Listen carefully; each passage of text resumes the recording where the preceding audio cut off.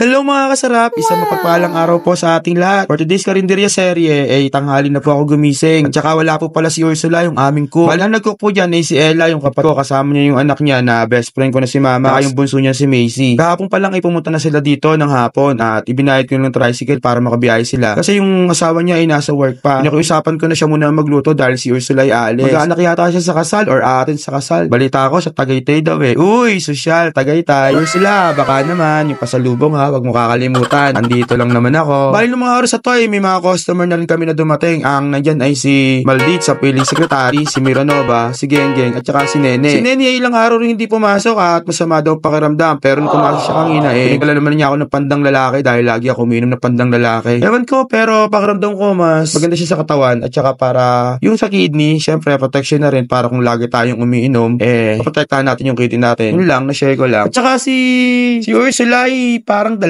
araw na magbabakasyon dahil nga mag-a-attend sa kasal. Si Ella ngayon ay 2 araw siya magluluto pero umuo naman siya, pumayag siya na siya muna ang magluto. Ay, may kinukulit ako dito, inaaya ka uminom. Sabi ko, inom kami. Sabi niya, free lang daw siya pag Friday. Sige ako, pwede ako ng Friday. Kaya lang daw sa next Friday ay busy siya. Sige ako, sa susunod na Friday. Kaya daw, sa susunod na Friday may gagawin pa rin siya. Sige ako, sa susunod na lang na Friday. Sa susunod na Friday, meron pa rin daw siya gagawin. Oops, daming dahilan. Sige na nga, wag na, hindi na nga tayo tutuloy. Niloloko ka lang naman Kala ko naman papayag ka. Pero okay lang din naman kung iinom. Umiinom naman tayo, wag lang sobra. Mga kasarap, mga oras na to ay wala pa pong lunchtime.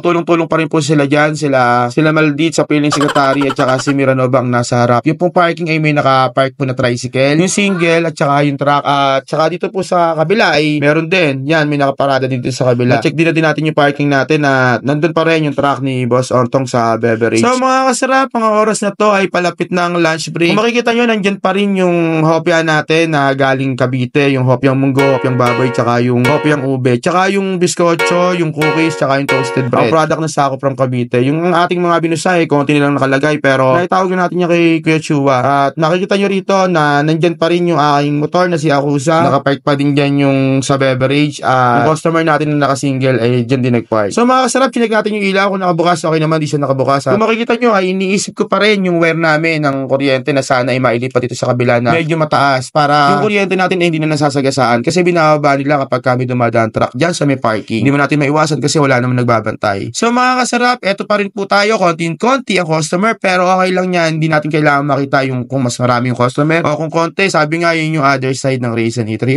My Carfulin! Yan po yung Elsie Hernandez kasarap. Please, pa-follow and share po at comments na rin po kayo para malaman ko hanggang sa nakakarating yung video na to. So mga kasarap, hindi po gano'n kadami yung customer namin ngayong pong araw na to kasi po ang panahon ay sobrang makulimlim.